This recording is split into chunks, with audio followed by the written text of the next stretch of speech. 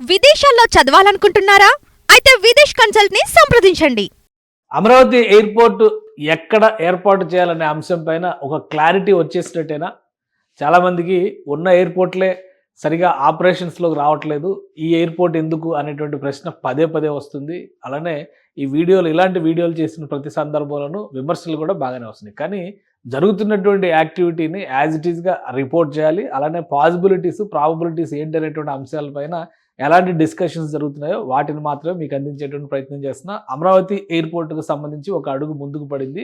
వాస్తవానికి రాష్ట్ర ప్రభుత్వం కొన్ని ప్రదేశాలను, దాదాపు 6 ప్రదేశాలను పరిశీలించిన తర్వాత వాటిని శాస్త్రీయమైనటువంటి ఫీల్డ్ లెవెల్ అధ్యయనం కోసం అధికారుల ముందరుంచింది. ఈ నేపథ్యంలోనే ఎయిర్పోర్ట్స్ అథారిటీ అధికారుల సహకారం తీసుకోవడం ద్వారా అమరావతి ఎయిర్పోర్టుకు సంబంధించి కొన్ని చోట్ల ఫీల్డ్ సర్వేలు జరుగుతున్నట్టుగా సమాచారం వస్తుంది. ఆయా ప్రాంతాల్లో ఉన్నటువంటి వెసులుబాట్లు, ప్రభుత్వానికి ఉన్నటువంటి భూములు, భూసేకరణ విషయంలో ఎదురయ్యేటువంటి సమస్యలు, వీటిని ప్రాథమికంగా అధ్యయనం చేసే విధంగా రాష్ట్రానికి సంబంధించినటువంటి అధికారులు, విమానయాన రంగానికి సంబంధించినటువంటి నిపుణులు ఈ బృందంలో ఉన్నట్టుగా తెలుస్తుంది.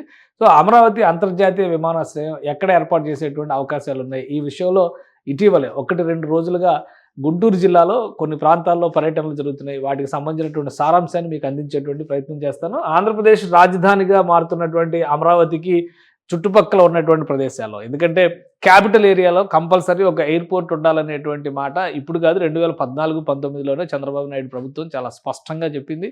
మంగళగిరి పరిసర ప్రాంతాల్లో ఒక అంతర్జాతీయ విమానాశ్రయాన్ని నిర్మిస్తామనేటువంటి ప్రతిపాదన కూడా ఆ రోజుల్లోనే చేశారు. ఇప్పుడు కూటమి ప్రభుత్వం ఏర్పడిన తర్వాత శరవేగంగా పనులు జరుగుతున్నటువంటి విధానం, అవకాశాలని దృష్టిలో పెట్టుకోవడం, రాబోయేటువంటి 3 ఏళ్లలో దానికి కావాల్సినటువంటి ప్రాతిపదికను సిద్ధం చేసుకోవడం, ఈ క్రమంలోనే అమరావతిలో నిర్మాణం అవుతున్నటువంటి ఔటర్ రింగ్ రోడ్డు పరిధిలో ఉన్న ప్రాంతాలపైన అధ్యయనం చేస్తారు. సిఆర్డిఏ పరిధిలో ఒక అంతర్జాతీయ విమానాశ్రయాన్ని నిర్మిస్తాం అనేటువంటి మాట మంత్రి నారా లోకేష్ ట్వీట్ల రూపంలో తెలియజేశారు. దావోస్ పర్యటన సందర్భంలో ప్రస్తావించారు.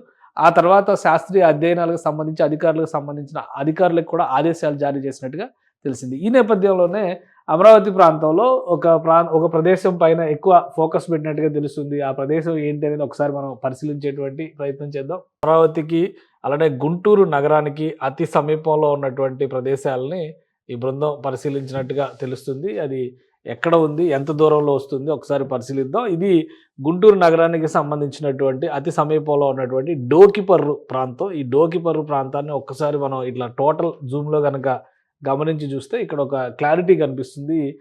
ఒక సర్కిల్ రూపంలో కనిపిస్తుంది. ఇది గుంటూరు సిటీ, ఇది విజయవాడ సిటీ, అంటే గన్నవరం ఎయిర్పోర్ట్ ఇక్కడ ఉంది.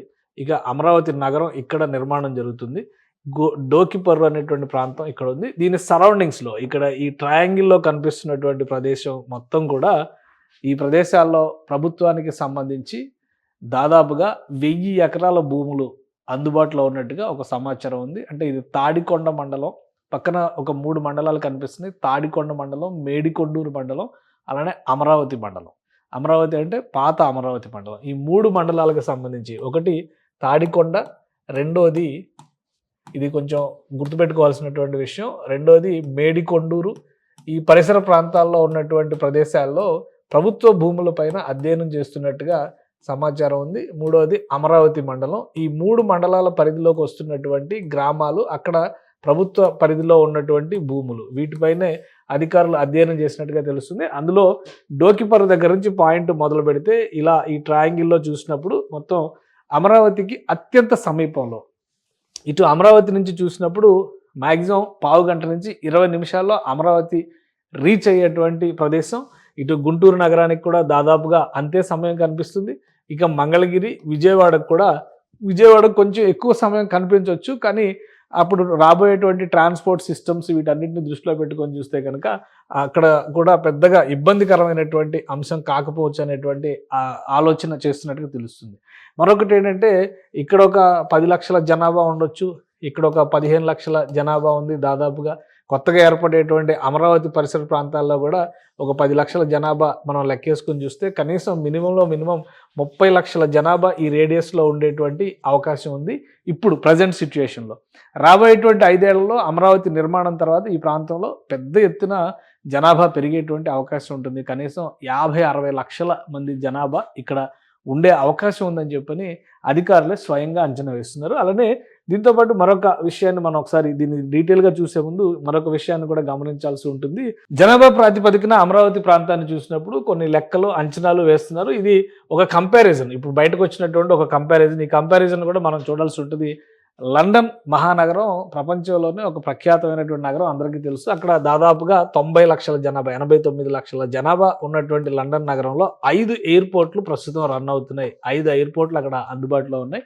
రాబోయేటువంటి 5 ఏళ్లలో చుట్టుపక్కల జనాభాని వీటన్నింటిని దృష్టిలో పెట్టుకొని చూస్తే ఇప్పుడు ఉన్నటువంటి ఈక్వేషన్స్లో కూడా దాదాపు 60 లక్షల జనాభా అమరావతి ప్రాంతంలో ఉంటే కేవలం ఒక ఎయిర్పోర్ట్ మాత్రమే, గన్నవరం ఎయిర్పోర్ట్ మాత్రమే అందుబాటులో ఉంది. అంటే ఇది చుట్టుపక్కల ఉన్నటువంటి జనాభాని, ఆ అమరావతి రేడియస్లో ఉన్నటువంటి జనాభాని కనుక పరిగణలోకి తీసుకుని చూస్తే, అందుకనే మరొక ఎయిర్పోర్ట్ అవసరం, ఇక్కడ అత్యవసరం అనేటువంటి అభిప్రాయం కనబడుతుంది. భవిష్యత్ అవసరాలను దృష్టిలో పెట్టుకొని చూసినప్పుడు కూడా ఇక్కడ ఖచ్చితంగా ఎయిర్పోర్ట్స్ రన్ చేయాల్సినటువంటి పరిస్థితి వస్తుందని చెప్పని అంచనా వేస్తున్నారు. ఇప్పుడు లండన్ ముఖ చిత్రాన్ని కనుక మనం ఒకసారి తీసి చూస్తే, సెంట్రల్ లండన్కి దాని చుట్టుపక్కల ఉన్నటువంటి ప్రదేశాల్లో ఎట్లాంటి ఇగో ఇక్కడ ఒక ల్యూటన్ ఇదొక ఎయిర్పోర్టు, స్టాన్స్టెడ్ ఇదొక ఎయిర్పోర్టు, అలానే సిటీ ఎయిర్పోర్ట్ మరొక వైపు ఉంది. ఇటువైపు చూస్తే గాట్విక్ మరొక ఎయిర్పోర్టు, హేత్రూ ఎయిర్పోర్ట్ చాలా ఫేమస్. ఇది అంతా కూడా సెంట్రల్ లండన్కి రీచ్ అవడానికి ఉన్నటువంటి మొత్తం 1, 2, 3, 4, 5 ఎయిర్పోర్ట్లు ఒక లండన్ మహానగరానికి మాత్రమే సేవలు అందిస్తున్నటువంటి పరిస్థితి. చాలా రద్దీగా ఉండేటువంటి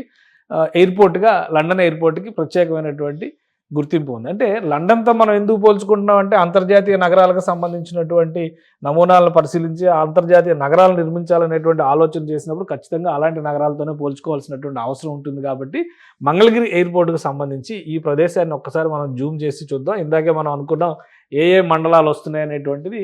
ఒక్కసారి ఈ ప్రదేశాన్ని ఒక్కసారి జూమ్ చేసి చూస్తే కనుక ఇక్కడ 3-4 మండలాల పేర్లు కనిపిస్తున్నాయి. మేడికొండూరు పరిధి, అలానే ఇక్కడ ఇదంతా కూడా పేరేచర్ల ఇటువైపు అంతా, ఇటు వస్తే కనుక ఇది తాడికొండ పరిధి, ఇటువైపు వస్తే అమరావతి పరిధి వస్తుంది, ఇటు పెదకూరపాడు మండలం వస్తుంది.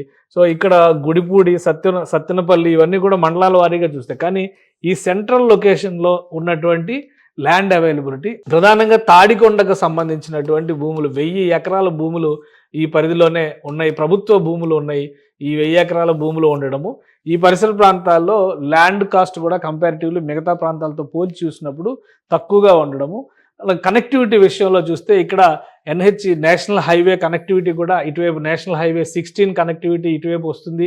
అలానే కొత్తగా డెవలప్ చేస్తున్నటువంటి అమరావతిలోకి కనెక్టివిటీ డెవలప్ చేస్తున్నటువంటి హైవే ఇది కూడా ఇటువైపు వస్తుంది.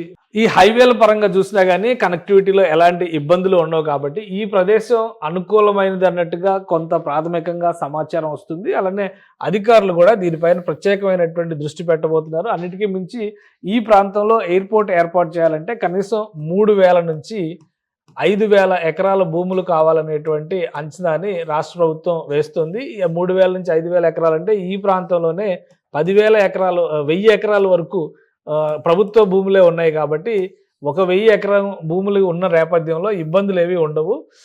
ఇంకా మిగతా భూముల్ని సేకరించేటువంటి క్రమంలో ఈ ప్రాంతంలో భూముల ధరలు కూడా కొంత తక్కువగా ఉన్నాయి. కాబట్టి సేమ్ అమరావతికి ఏదైతే ల్యాండ్ పూలింగ్ విధానాన్ని అనుసరించారో ఆ తరహాలోనే ల్యాండ్ పూలింగ్ పద్ధతిలో వెళ్తే భూసేకరణ కూడా పెద్ద సమస్య కాకపోవచ్చు అనేటువంటి ఆలోచన చేస్తున్నారు. పైగా ఇప్పుడే ఎందుకు ఇంత తొందరపడుతున్నారంటే, ప్రాథమికంగా ఇవ్వాల్సినటువంటి క్లియరెన్స్లు, అమరావతికి సంబంధించినటువంటి గ్రీన్ఫీల్డ్ ఎయిర్పోర్ట్కు సంబంధించినటువంటి ఫీజిబిలిటీ సర్వేలకు సంబంధించి ఆల్రెడీ విమానయాన శాఖకి రిపోర్ట్ సబ్మిట్ చేయాలి. కాబట్టి కన్సల్టెంట్ల నియామకాన్ని కూడా రాష్ట్ర ప్రభుత్వం ప్రారంభించింది. అక్కడ విమానయాన శాఖ, పౌర విమానయాన శాఖ దీనికి సంబంధించినటువంటి క్లియరెన్స్ ఇవ్వడానికి కూడా దాదాపుగా 6 నెలల నుంచి సంవత్సర కాలం సమయం పడుతుంది. భూసేకరణకి సంబంధించి కూడా ఒక ఏడాదిన్నర సమయం పట్టేటువంటి అవకాశం ఉండొచ్చు. కాబట్టి ఒక లాంగ్ టర్మ్ ప్లాన్ కింద రాష్ట్ర ప్రభుత్వం దీన్ని ఒక ప్రణాళికాబద్ధంగా ముందుకు తీసుకెళ్లే ప్రయత్నం చేస్తుంది. ఉదాహరణకి ఈరోజు భోగాపురంలో కడుతున్నటువంటి అల్లూరు సీతారామరాజు ఇంటర్నేషనల్ ఎయిర్పోర్ట్కి సంబంధించినటువంటి మొదటి బీజం 1997లో పడింది. అయితే యాక్చువల్గా గ్రౌండ్లో పనులు మొదలుపెట్టింది 2023లో మొదలుపెట్టారు. 2026కు అందుబాటులోకి తీసుకురావాలని ఆలోచన చేస్తున్నారు. సో ఇంత సుదీర్ఘమైనటువంటి సమయం అమరావతి ఎయిర్పోర్ట్కి పట్టేటువంటి అవకాశాలు లేవు. కాకపోతే అక్కడ ఉన్నటువంటి భూములు అందుబాటులో ఉన్నటువంటి పరిస్థితి, అమరావతి నిర్మాణం 2-3 ఏళ్లలో జరిగేటువంటి ప్రక్రియలో భాగంగానే ఈ ప్రొసీజర్స్ అన్నీ కంప్లీట్ చేసుకుంటే రాబోయే రోజుల్లో వీలైనంత వేగంగా శరవేగంగా ఎయిర్పోర్ట్ నిర్మాణం చేయడానికి అవకాశం ఉంటుందని రాష్ట్ర ప్రభుత్వం భావిస్తుంది. అందులో భాగంగానే ఈ అధ్యయనాలు చేస్తున్నట్టుగా తెలుస్తుంది. ఈ అధ్యయనాలతో పాటు రాబోయేటువంటి రోజుల్లో అమరావతి ప్రాంతంలో మరింత జనసమ్మర్దం రాకపోకలు పెద్ద ఎత్తున జరుగుతాయి కాబట్టి ఇది పాత అమరావతి నగరం, ఇప్పుడు కొత్తగా డెవలప్ అవుతున్నటువంటి అమరావతి నగరం. ఈ పరిధిని దృష్టిలో పెట్టుకునే పొన్నెకల్లు దగ్గర నుంచి రావెల దగ్గర నుంచి ఈ సర్కిల్ మొత్తాన్ని కూడా రాష్ట్ర ప్రభుత్వం ప్రత్యేకంగా ఎయిర్పోర్టుకి సంబంధించినటువంటి ఫోకస్లోనే పెట్టినట్టుగా తెలుస్తుంది. ఇది గుంటూరు నగరానికి ఇటు ఆనుకుని ఉంటుంది, ఇటు అమరావతి నగరానికి ఆనుకుని ఉంటుంది, ఇటు వెళ్లేందుకు విజయవాడకు రాకపోకలకి అవకాశం ఉంది. కాబట్టి ఇదే అత్యంత అనువైనటువంటి ప్రదేశం అని చెప్పని భావిస్తున్నట్టుగా తెలుస్తుంది. ప్రాథమిక అధ్యయనాలు అయిన తర్వాత దీనిపైన ఫీజిబిలిటీ స్టడీస్ కూడా జరుగుతాయి. ప్రత్యామ్నాయంగా చెప్పినటువంటి 4-5 ప్రాంతాలు 4-5 ప్రదేశాల విషయంలో కూడా ప్రభుత్వం ఒక క్లారిటీకి వచ్చింది. గన్నవరం ఎయిర్పోర్ట్కి దూరంగా ఉండడంతో పాటు గుంటూరు జిల్లా పరిధిలో కృష్ణానదికి ఆవల కంటే కృష్ణానదికి ఈవల ఈ ఎయిర్పోర్ట్ని డెవలప్ చేయడం వల్ల ఎక్కువ ప్రయోజనాలు ఉంటాయి అనేటువంటి అభిప్రాయాన్ని ఇప్పటికే ప్రభుత్వంలోని కొందరు పెద్దలు వ్యక్తపరిచినటువంటి నేపథ్యంలోనే క్షేత్రస్థాయిలో కావలసినటువంటి అధ్యయనాలని రాష్ట్ర ప్రభుత్వం ప్రారంభించింది. సుమన్ టీవీలో మీ పర్సనల్ అండ్ బిజినెస్ ప్రమోషన్స్ కోసం కింది నెంబర్కి కాంటాక్ట్ చేయండి.